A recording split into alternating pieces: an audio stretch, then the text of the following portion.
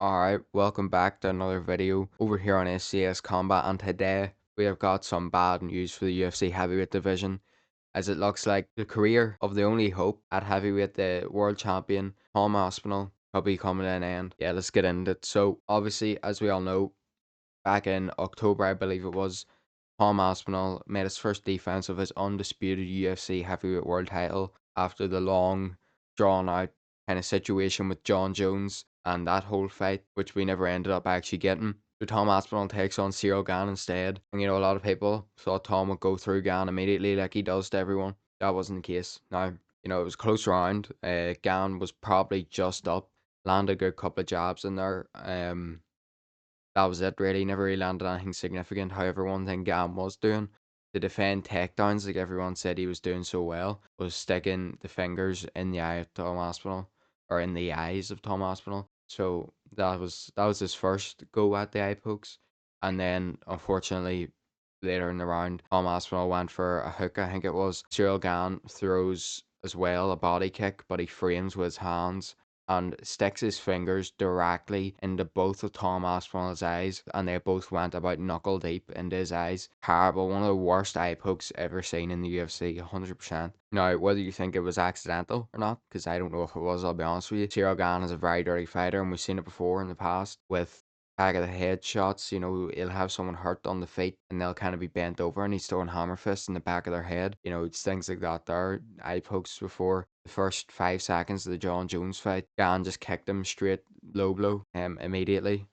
So those are the kind of things that are being dealt with in a Cyril Gan fight. Now, kind of what unfolded in the aftermath, and this is just a quick recap. Tom Aspinall was not happy with the crowd. Obviously, he could not continue, and that was the big thing. People saying, did he quit? Well, I think today we just got confirmation. If you thought Tom Aspinall quit, I think your ideas just got put to rest today, because the new information we just got is not good at all for the UFC heavyweight champion. So let's get into it. A day or two ago, Tom Aspinall posts on his Instagram and Twitter and stuff a story which had a photo of his face after he just got eye surgery. We had found out. I'll put that photo up on the screen. His eyes were very red, very, it did not look good, very bloodshot. But obviously it was after an eye surgery, so that's kind of what you expect. However, shout out to Pete Carl. Sorry if I said your name wrong, mate, but he was with Tom Aspinall and has been with Tom Aspinall, and he wrote an article about the challenges that the champion is still facing 4 months nearly after his title fight in October. And let's just say these details are not good, so I have them here. I'll probably put them on the screen as well. Tom Aspinall's fighting career still unknown when he'll be back, and here's what is wrong with him. So Tom Aspinall cannot track moving targets with his eyes, which is obviously a huge problem when it comes to fighting, because your opponent's always moving, always fainting, always throwing punches. If you can't track moving targets, you just can't. Never mind keeping an eye on your opponent. You can't even track the punches that are being thrown at you. You can't see them properly. He has to take 32 eye drops a day, which is crazy. That just shows you the damage that's been done to his eyes. He gets vertigo or dizziness if he changes direction suddenly. Another huge problem in a fight. He can't defend a takedown. He has to sprawl. He'll go dizzy. He probably just can't change angle at all because he'll go dizzy. So that's another problem. He misses people's hands when he shakes them. Again, how are you supposed to land a punch whenever you can't, find the handshake? That one is also one of the really concerning ones. He can't drive. The big one for me here is that he still has a black spot in his vision that won't go away. At a point, it's a black spot, and that's fair enough. And I'm not a doctor, so I don't know. But the fact that it's months later, and that's still there, it's very concerning to me. And I really hope he gets that vision back in that part of his eye, because if he doesn't, that is the end of his career. And people will say Mike Gilbiston fought with one eye. Well, Tom Aspinall got poked in both. Clearly, the repercussions are very, very severe. We don't have a time frame of when Tom Aspinall will be back, but I will tell you right now, if Tom Aspinall doesn't come back, the heavyweight division is dead in the water. Dana White will do everything he can to get Alex Pereira up to that heavyweight division. John Jones has now come out and said he has arthritis in his hip, so he probably won't be back. Alex Pereira may have to be the savior of the heavyweight division, because light heavyweight can light heavyweight can do really well with Yuri Prohaska or also Alberg to fight for that title. But if we end up with Cyril Gane versus Volkov 3 for an interim title or for the full title, it's over. It is so over. Like, it's actually finished, done. Jalton Almeida has just been cut, and he was about the last athletic person outside of the top 5 left. Rizvan Kuniev probably get close to the title shot soon because none of the heavyweights are really. Look, the heavyweight division is struggling, and it has been struggling. And Tom Aspinall reignited what heavyweight once was, and now this is what's happened to him. So there is obviously a few names coming up, and it's just not looking good at all for the heavyweight division, is it? Tom Aspinall was the one person left that didn't gas after 2 seconds, didn't gas at his first 3 punch combination. You know, Jalton Almeida, and the least entertaining heavyweight in the planet. Jab, takedown, jab, takedown. If he can't get the takedown, he's fried. And how funny is it that he went out in his last fight and complained about nothing happening in the clinch? It's really not looking good for the UFC heavyweight division. We'll go through the top 15 here. Coming in at number 15, we have Mick Parkin. He's good. And I believe Tom Aspinall has trained with him. But 14, Walter Walker. He is a really promising contender.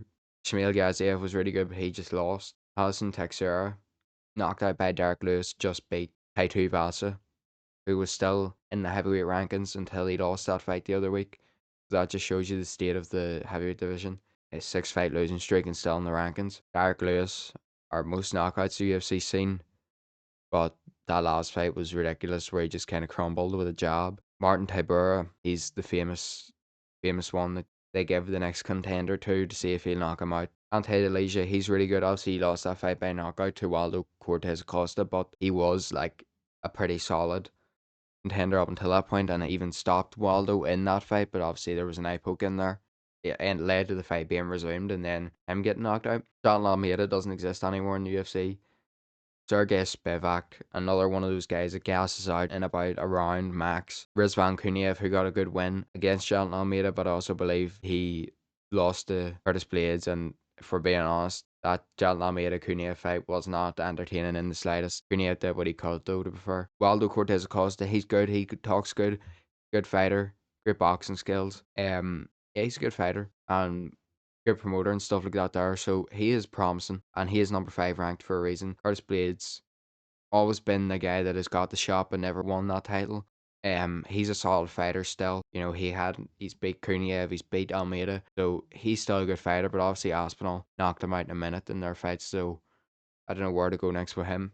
Yeah, so Sergey Pavlovich coming in at number 3, he beat Waldo Cortez Acosta. One of the most terrifying fighters, and then whenever Tom Aspinall beat him, he hasn't been on that same form, that same run since. Maybe we'll get him back in his peak form, and that'll be really good for the division. Number 2, Alexander Volkov. Tom Aspinall's already beat him. Technically, Cyril Gane's already beat him, even though everyone thought Volkov won that fight. Then obviously number 2 ranked Cyril Gane, in my opinion. If Tom Aspinall's career ends, Cyril Gane should be put out of the rankings and should have to work his way back up. Because this is another thing lastly here, just in this video. Tom Aspinall got so much hate from people that said he quit after getting his eyes poked completely to the other side of his head like a bowling ball. He got all the hate. Cyril Gane has got no backlash.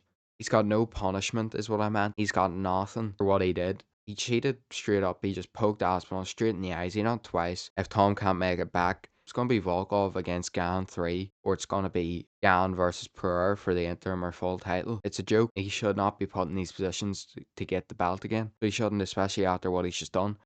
So I don't know. Alex Pereira may be the last saviour for the heavyweight division until someone else comes through, or until Tom Aspinall comes back. But even if Tom Aspinall does make it back, there's no guarantee he'll ever be the same. So the UFC heavyweight division is severely struggling. Will Alex Pereira save it? Will Tom Aspinall make it back? I do not know.